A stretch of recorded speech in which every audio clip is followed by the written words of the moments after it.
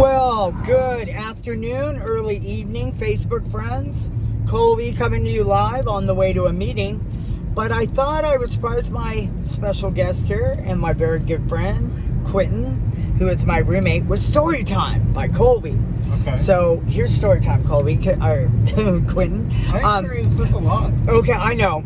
So this is the way your roommate gets to know you. Okay. And if my sister is watching, she'll totally know this story frontwards and backwards.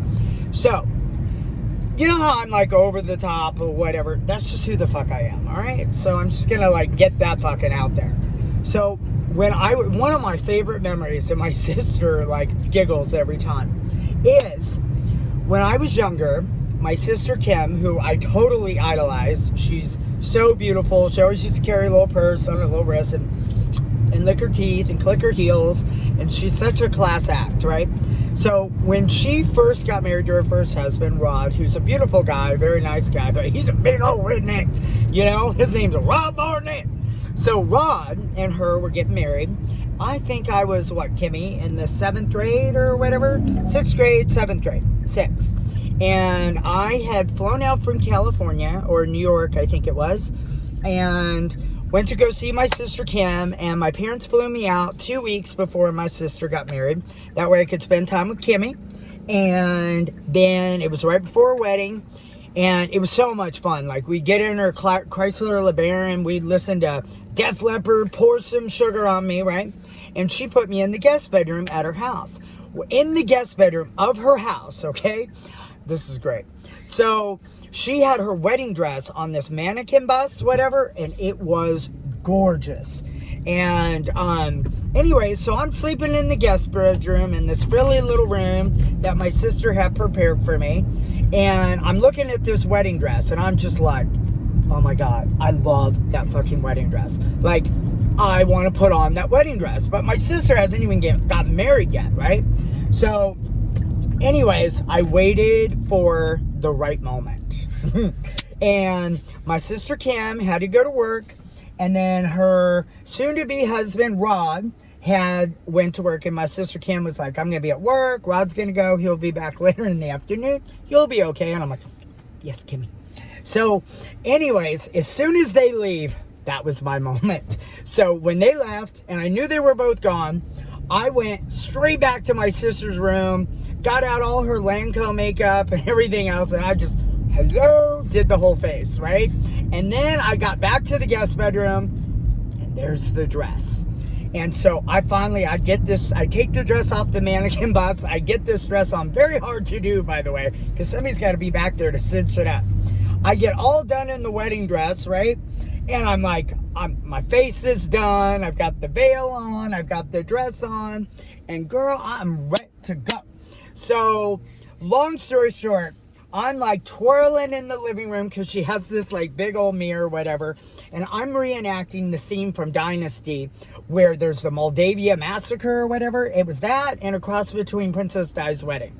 And I was having a field day. Had the music going, I was feeling fabulous, and then all of a sudden, like, you could hear my soon-to-be brother-in-law, like, pull up on the gravel driveway. And I'm like, oh, shit, right? And I'm like, I'm in this full wedding dress. It's got a long train. I'm like, what the hell am I going to do?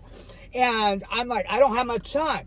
So I shimmy in the dress, whatever, to the nearest room I could see, which is the bathroom, by the way, because I'm in a full wedding dress and a veil, and there's no way to get out of this shit before the redneck walks in. So, anyways, I like go to the bathroom. I'm trying to pull the train in on the dress, whatever. I hear the key in the door. I'm like, fuck. And then, like, I get all nervous, and as I'm trying to pull the train in, Colby loses his balance, and he like just flies and falls into the towel rack. Boom, right? So I'm like, ah! And then I like just kick the door closed, right? And then he comes in and he hears the thump, and he's like, are you all right? I'm like, yes! I scream from the bathroom, right? And then he's like, you know, he knew something was amiss, right? But I didn't have time to lock the damn door. So anyways, he opens the bathroom door, and there he sees me on the floor in my sister's wedding dress, full face.